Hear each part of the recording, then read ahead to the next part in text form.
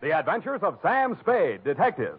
Brought to you by Wild Root Cream Oil Hair Tonic, the non-alcoholic hair tonic that contains lanolin. Wild Root Cream Oil. Again and again, the choice of men who put good grooming first.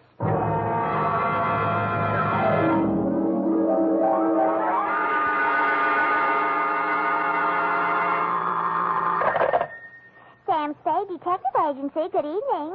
That sounds funny in dialect. Good evening to you, and happy 4th of July, Bernadine Hemp.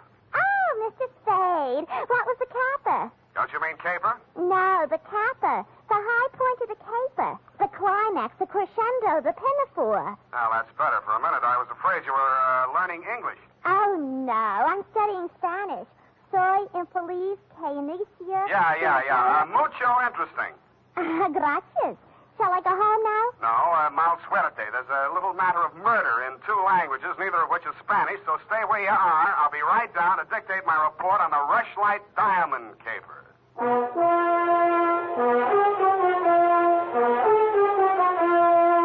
Dashiell Hammett, America's leading detective fiction writer and creator of Sam Spade, the hard-boiled private eye, and William Spear, radio's outstanding producer-director of mystery and crime drama, join their talents to make your hair stand on end with the adventures of Sam Spade.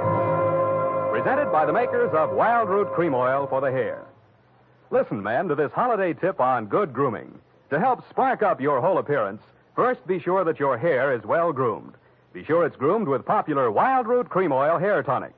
Wild Root Cream Oil grooms your hair neatly and naturally, the way you like it, the way she likes it. Wild Root Cream Oil also relieves annoying dryness, removes loose, ugly dandruff. So look your best all the time by sprucing up right with Wild Root Cream Oil Hair Tonic.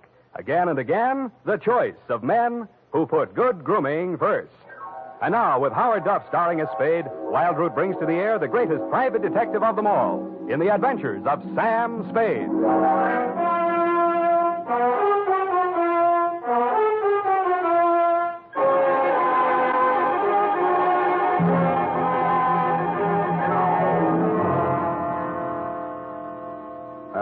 Date, July 4, 1948, to Mrs. May Rushlight, 21A, Granite Court. From Samuel Spade, license number 137596. Subject, the Rushlight Diamond. Dear Mrs. Rushlight, it was the kind of nice, relaxing assignment that comes my way just often enough to remind me that gumshoeing can be respectable. There was an air of quiet elegance about 21A, Granite Court, and about the butler who answered the door. He took in my rented gray topper and doeskin gloves, nodded approvingly at my wing collar, watered silk ascot, pearl gray waistcoat, morning coat, pinstripe trousers, and my spats with the mother of pearl buttons, and asked me if I were a florist. I set him to rights, and he led me up a flight of stairs to the early A.M. annex of your morning room. Mr. Samuel Spade. You're just on time, Mr. Spade. Mrs. Rushlight will be pleased. I'm Nancy Ward, Mrs. Rushlight's social secretary, and if you don't think that's tough to say, try it. Mrs. Rushlight's social... what's tough about that? You'll do. Definitely you'll do. Shall we dance? I will dance at her wedding. But don't get me wrong, I'm not secretly in love with Ralph Rushlight, and the bride is lovely. Just hate to see all that money going down the drain. Is there anything else you think I should know? You know what your job is. You're supposed to guard the wedding presents. That's simple because it's nothing but a lot of cheap silver. And stay away from the champagne. It's non-vintage. The food will be foul. The guests are the most dismal aggregation ever assembled. Sounds like a lovely party. I arranged the whole thing. I told you she's a lovely bride. What'd she ever do to you? I'd rather not say. I don't want to sound bitter. This way, Mr. Spade. The old hat. Mrs. Rushlight will see you now. Thank you, Florence Nightingale. Nancy? Oh. This is it, darling. Mr. Spade. Come over here, young man, so I can get a better look at you. How's this? It's good. Turn around. Yes, you'll do. That'll be all, Nancy. Couldn't I be finishing up these place cards while you talk? Take them with you. Do them outside. Very well. Nosy girl. But nice. Nice nose. Oh, you too, eh? Well, I agree. That's why I'm marrying off my nephew to that wretched girl, Lotte Van Eyck. Have you ever seen Bugs Bunny, Mr. Spade? You don't mean the... They protrude. The ears? No, the teeth. Oh. As my late husband used to say of her mother, she could eat a tomato through a tennis racket. Oh. There's only one thing that'll prevent this wedding from being an utter disaster. She doesn't understand much English. Uh-huh. What's the matter with your nephew? A great deal, but it doesn't show. Suffice it to say, he has criminal tendencies and the mentality of a snail. Mrs. Rushlight, I don't like to seem forward, but why are you telling me all this? Oh, you're supposed to mingle with the guests. You'll need some conversation. Now, as to your assignment. The bride, being what she is, the wedding presents are hardly worth guarding except for one. Ironically enough, it's from me. What is it, a machine gun? Oh, that's good. Oh, excuse me, I must write that down. And then tear it up immediately. Oh, dear. No, Mr. Spade. But it's bad luck, the rushlight diamond. You've heard of it? Something about it in the American Weekly a while back, wasn't there? Yes. It's not as large as the Hope diamond, but there's not a flaw in it. My late husband, Roy Rushlight, bought it for his first wife. She sank with the SS General Slocum in Hellgate, the East River, 1904, over 1,000 lives lost. Luckily, she was wearing a paste copy at the time. I was only a young girl when I married Mr. Rushlight, and fool that I was, I signed anything his lawyers asked me to sign. After his death, I discovered that the diamond was to be mine only until the marriage of my husband's male heir, at which time it must go to his bride. Well, that's too bad. You say, though, that the Rushlight diamond is bad luck. Oh, there's that, of course. I wonder if it's too much to hope. Well, I must go and help dress the bride. Go along downstairs, Miss Spade. Take this jewel case with you. Put it on the table with the other presents, and guard it well. So I took the old velvet-covered case you held out to me and checked the contents. It was an old-fashioned lavalier with a clear stone pendant only slightly smaller than an 8-ball. Didn't look like a diamond, but smooth-cut diamonds hardly ever do. It didn't look like bad luck either, but a mirror broke in the hall as I passed it, then I fell all the way down the stairs, and as I entered the ballroom, I knocked over a punch bowl. Nothing really terrible happened until just before dark when the guests began to arrive. In theory, a detective guarding wedding presents is supposed to make himself indistinguishable from the other guests. In practice, it never works out that way. He has to spend most of his time within sight of the booty, so he is very easily spotted. I don't believe it. He's too good looking. Oh, but he must be. Not anybody we know. Well, ask him. It's leap year. Oh, here comes Colonel Bixby. He'll know. Well. Beauty gathered round the booty, eh? And much more beauty than booty, though. Say, when are they going to hang the diamond on that drip? No, there's no way to talk about the blushing bride. Is that it in the crummy old case there? That case is heirloom, young lady. The stone that reposes in it is worth a king's ransom. Now take your grubby hands elsewhere. Get on with you. Go on. Well, just because he's going to give the bride away, thinks he can order everyone around. Mr. Spade, allow me to congratulate you, sir. These affairs, one all too often sees the detective on guard duty at the punch bowl. I was forewarned. Oh, yes, very bad champagne. Flat. I'll be glad when these ill-starred nuptials are consummated. And by the way, Bixby's my name, Colonel Lysander Bixby. Colonel? It is my melancholy and thankless duty to give the bride away to the hapless groom, Ralph Rushlight. However, it's much better to give than to receive. You tell that to May Rushlight, eh? You're quite a trinket. Mustn't touch grubby hands, remember? Oh, sense of humor as well as sense of duty, eh? Candidly, if I knew a place to fence it, I'd be the... Colonel Bixby. Oh, Miss Ward. How lovely you look. Poor Ralph. Mrs. Rushlight asked me to warn you to get ready. The bride will be down any moment. Oh, good grief. Well, I suppose I must steel myself. Where did I leave my glass? Keep your eye on that old goat, Mr. Spade. I don't trust him. Who is he? He's the only one here who knows why this wedding's happening. It's the bride's foster father. You mean he's got something on the family? You'll never know how much until you kiss the bride. Look, Nancy, it's none of my business, but I... Oh, it's starting. I'll have to go in now. Now, wait. What? How does it go? Speak now or forever hold your peace? No, I can't do that. Thank you for understanding.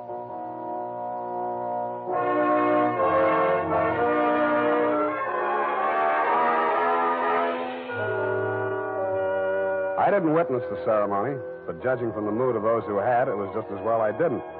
They shuffled back into the ballroom looking as if they'd witnessed an execution, and nobody seemed to be in a hurry to join the receiving line. After a few half-hearted handshakes, the groom left the bride standing alone, looking kind of bewildered, and came over to take inventory of the presents. Look at that junk. I'm Ralph Rushlight. Who are you? Spade. I was hired to guard this junk, as you call it. Sorry I'm wasting my time. The Rushlight diamond. It's bad luck. Look at what it did to me. Look at her. Did you ever say anything? Keep it to yourself, Why should I? because I'm liable to slap you clear across this room. Haven't I been punished enough? Go on, scram. Keep your hooks off that necklace. That's mine. I heard it's your wife's. Come along, you my heard dear. wrong. Come along over here. Oh, Mr. Spade, you haven't met the bride yet, have you? No. Thank you. I wish you a lot of luck, Mrs. Rushlight. You're going to need it. Thank you. Well, I suppose now, as well as any time, Colonel. Oh, very well, my dear. Quiet, please. Quiet, everyone. Mrs. Rushlight, the elder Mrs. Rushlight, that is, has something to say to you. Mr. Spade, Yes? the necklace, will you please hand it to me? With pleasure. I'm tired of looking at it. Oh, you're not done yet. Stay close by my side. Dear friends, at this solemn moment, I want, first of all, to welcome this dear little girl into the Rushlight family. Thank you. Yes. And now, dear Lotta, I will place around your neck the gem which was my heritage when I became a Rushlight and which is now yours. Thank you. Oh, what's wrong? Lotta, come back here. I'll Lotta! go out to the carport and hit her off. You leave her alone. I'll take care of her. Whose wife is she, anyhow? Lotta, come back here. Lotta, bring it back.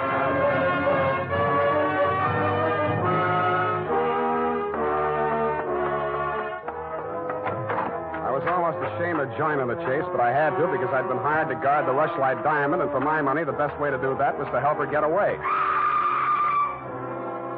Somebody got to her before I did. A strip of wedding gown satin marked the spot. The body lay crumpled under a hedge, but it wasn't the bride's body. It was the groom. He'd been stabbed to death with a pair of garden shears, which made sense. But what didn't make sense was that the necklace she'd been wearing was still clutched in his hand.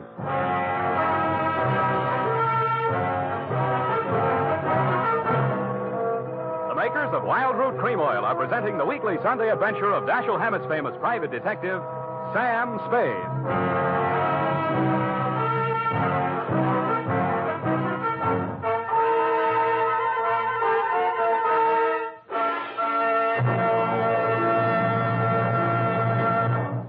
If you want the well-groomed look that helps you get ahead, socially and on the job, listen. Recently, thousands of people from coast to coast who bought Wild Root Cream Oil for the first time were asked, how does Wild Root Cream Oil compare with the hair tonic you previously used? Better than 4 out of 5 who replied said they preferred Wild Root Cream Oil. And no wonder.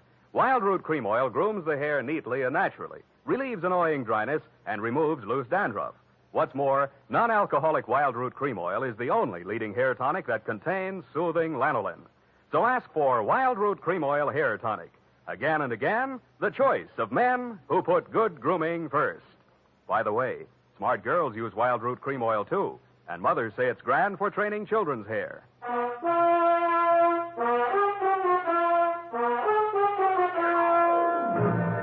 And now, back to the Rushlight Diamond Caper. Tonight's adventure with Sam Spade.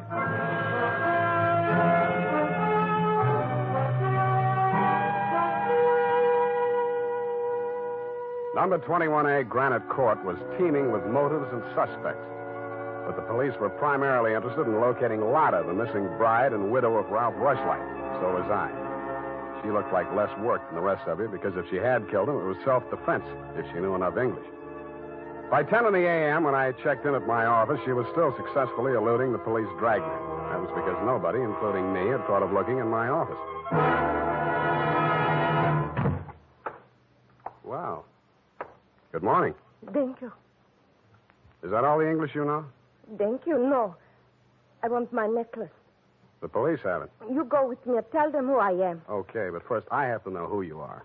Where you came from, what your connection with Colonel Bixby is. I am in Macassar being born.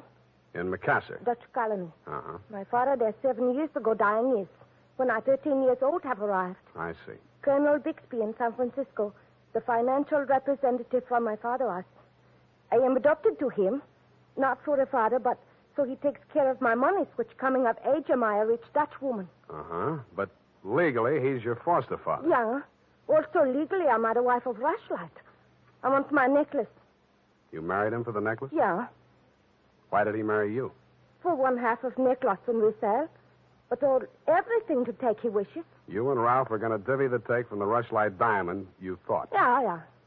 And what was the colonel going to get? Money from Mrs. Rushlight. Oh, no, wait. That doesn't make sense. Mrs. Rushlight stood to lose a small fortune by that marriage. Why should she pay the colonel to promote it? You the detective are? You said that. Where my necklace are. That I say. Yeah, well, look, I'm not as sure as I was. Wait just a minute. I'll check on it. Homicide, Lieutenant Dundee. Spade, Dundee. Oh, yes, Sam. What's new on the Rushlight caper? Oh, you know I can't talk about the case, Sam. Oh. I got a line on that girl. Oh? Where is she? You know I can't talk about that, Dundee.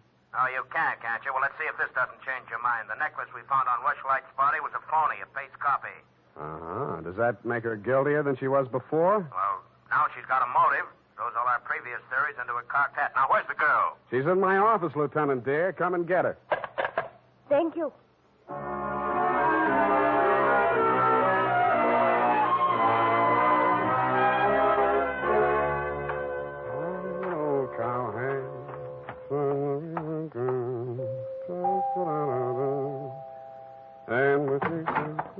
Oh, it's you, Sam. Back again? Yeah, do you mind? Well, that depends on who you came to see. You, sweetheart. Oh. But first, I'd like to talk to Mrs. Rushlight. Well, she can't see anyone. She's in a state of nervous collapse over Ralph's death. Oh, that's too bad. You seem to be holding up pretty well. Oh, I'm relieved. He's better off dead than married to that. Yeah. Rushlight Diamond's still unlucky, you know. What do you mean by that? I was just trying it on for size. Uh-huh. How does it fit? Yeah, but you and Mrs. Rushlight are about the same size. Her nerves getting any better? You're the doctor. If you want to see her, go ahead. She's up there. Thank you.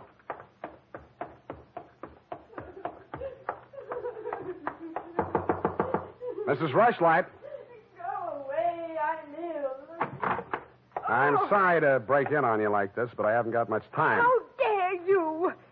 Nancy. Try that girl. Mr. Spade, please leave me alone with my grief. Funny thing, yesterday Nancy was carrying a torch for Ralph, and you were holding the torch to him. Today it's different. Oh, good heavens. You don't think I'm grief-stricken over Ralph. Good, that's one less mystery. Mr. Spade, what do you want? Your nephew's killer. Oh, does it matter? It does to me. Somebody getting knocked off right under my nose is bad for private detectives everywhere. Oh. For a moment, I thought that... Say, wouldn't you rather make some more money? I refuse to marry Lotta. Oh, no, nothing like that. It's the necklace, Mr. Spade, the genuine. What is? I don't know. All I know is the other one isn't. Who told you that? Well, the police know. It's in the papers, isn't it? Not yet. Well, how else would I learn? The murderer's the only one who could have told you, unless you're the murderer. I see. Very well, Mr. Spade. I'll tell you what I know. I'm not as wealthy as you might think. In fact, I have for 4 years lived from pillar to post, from hand to mouth, ragtag and bobtail, struggling to make ends meet. What you mean is you're eking out a meager existence, keeping your head above water, one jump ahead of the sheriff, stalked by the grim specter of poverty. Is that right? Oh, how well you put it. In fact, Mr. Spade, I'm something of a crook.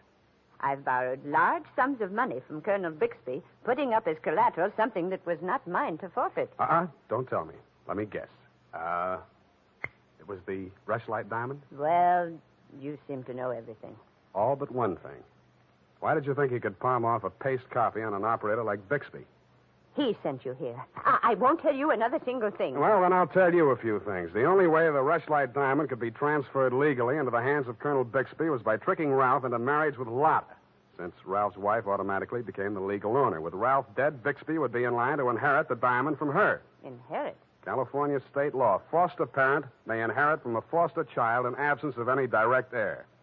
Well, then he planned. He'd kill her, too. Mr. Spade, we must stop him. She's safe for the time being. I had her thrown into the pokey. They can hold her 48 hours for questioning, but they can hold you longer. They can even hold you as an accessory before the fact. Why, I didn't know he was going to kill anyone. Lotta was just going to hand over $1 million diamond to Bixby out of the kindness of her heart? Oh, no. Lotta wanted to become an American citizen. Marriage is the quickest way. For her, Ralph was the only way. Okay, I'll buy that. Now, tell me honestly, Mrs. Rushlight, what happened to the genuine stone? I honestly didn't know. I wasn't sure. But now there can be only one answer. Nancy with the laughing face? She went with me when I went to the bank vault to get the rushlight diamond to present to Lotta after the ceremony. Uh-huh. She looked after all my jewels, including the paste copy that I habitually wore. Homicide, Lieutenant Dundee. Spade again, Dundee. I think I got the rushlight caper all wrapped up. I'm heading for your office now, so wait for me. And whatever you do, don't let that Lotta dame out of your sight. Thank you. Goodbye. Wait a minute, Sam. Wait a minute. Yeah? The Lotta dame, she's already gone.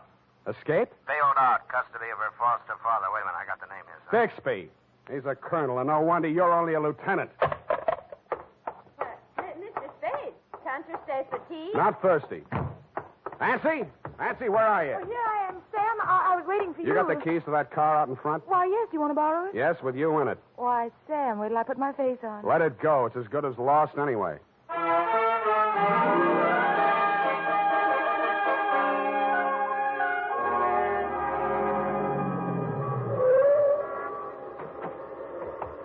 Come on. What is this place?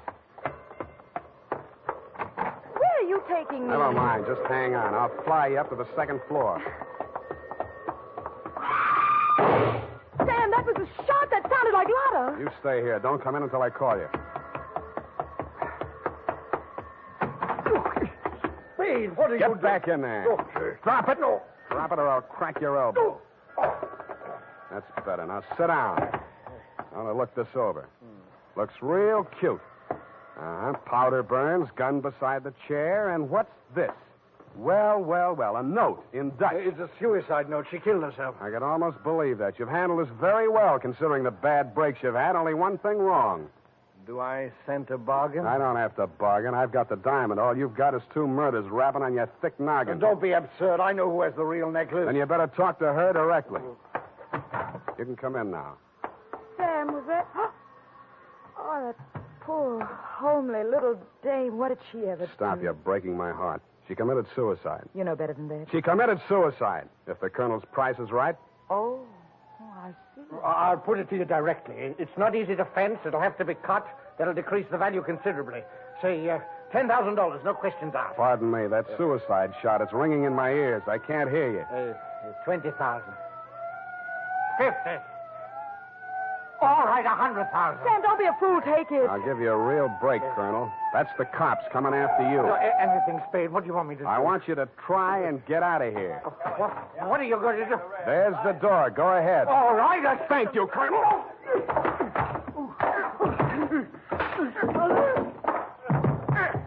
right, men, remember, he's desperate. Bixby, we're giving you a chance. Come down or we're coming up after you. Come on. Come on, get up, Colonel. Here he comes. Careful, there may be a trick. Watch it, Dundee. Here he comes.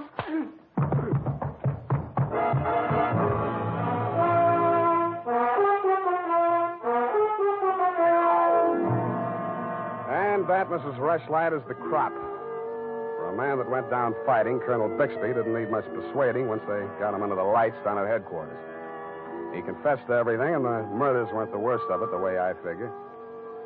The worst of it was the cruel way he victimized the poor little ugly duckling, Lotta Van Eyck. It's tough enough to be whipped before you start. Period, and a report. My goodness, that was muy triste. I mean, I'm beginning to see why Effie gets so repressed sometimes. Effie, depressed? That little doll told you that? Only between she and I and the lamppost. She's so sensitive, you know. Not like I, of course. I invariably cry at weddings. You don't say, Bernadine. You attend weddings often? With high frequency, Mr. Spade. You mean frequently? No. The last time it was FM. You know, frequency moderation. Oh, yes. Moderation in all things, I always say. You mean you attend radio weddings? Oh, yeah. I've been married 6 times. My next date is television. You've been married 6 times? Well, to each his own, Mr. Spade. You mean 6 men have... Oh, no. No, I only marry my husband. Repetition is the spice of variety, I always say. Is that legal? If it's not after 6 weddings, what isn't? To each his own, as you say. Well, we don't presume to make a career out of it. As soon as we get the mangler and the deep freeze, we're going on our honeymoon. Well, congratulations, and type this up when you have the time. Mrs. Bernadine Hemp.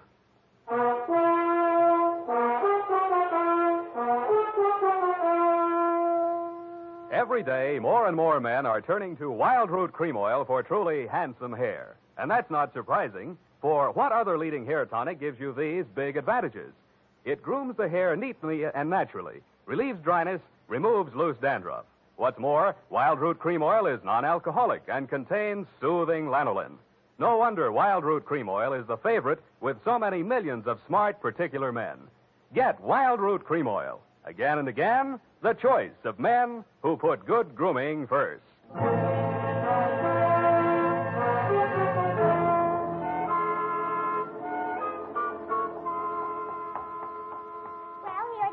Spade. I'm sorry it took so long, but I kept relaxing into Spanish. I know how. And Effie's typewriter doesn't have any upside-down question marks. Upside down. Mm-hmm. Mm-hmm. Take a memo. Call typewriter man. I already have. Oh, I almost forgot. You received a telegramic commutation. A telegramic what? A wire. Oh, a wire. Well, open it and read it. In English, por favor. It says, Dear Sam. Figures. In the haste of my departure, I neglected to warn you about Well, when I do that one another favor, she'll have silver threads. Who? That ball of fire whom I'm taking the place of in order to be double-crossed of by. Effie? Is she still in far-off Canab? And good rubbish, if you'll pardon the expression. Oh, Bernadine, let me see that. I neglected to warn you about Bernadine. I'm sending details, airmail special, but in the meantime, whatever you do, don't go to any radio broadcasts with her, and if she comes to work in a wedding gown, take the day off. Love, Effie. And I had 2 tickets for honeymoon payoff, and now she went and spoiled everything. Oh, now there, Bernadine, you just have to marry your husband again, that's all. I wouldn't have had the time anyway. I know. It's just the principle. Good night, Mr. Spade. Good night. Buenas noches. Hasta la vista. Effie, why did you ever leave me?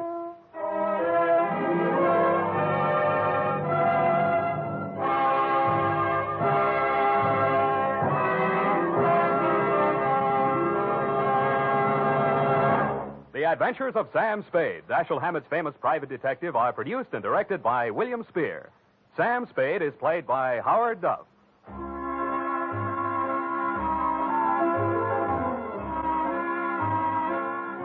The Adventures of Sam Spade are written for radio by Bob Tallman and Gil Dowd, with musical direction by Lud Gluskin. Gil Dowd directed tonight's broadcast in William Spear's absence. Join us again next Sunday for another adventure with Sam Spade, brought to you by Wild Root Cream Oil. Again and again, the choice of men who put good grooming first.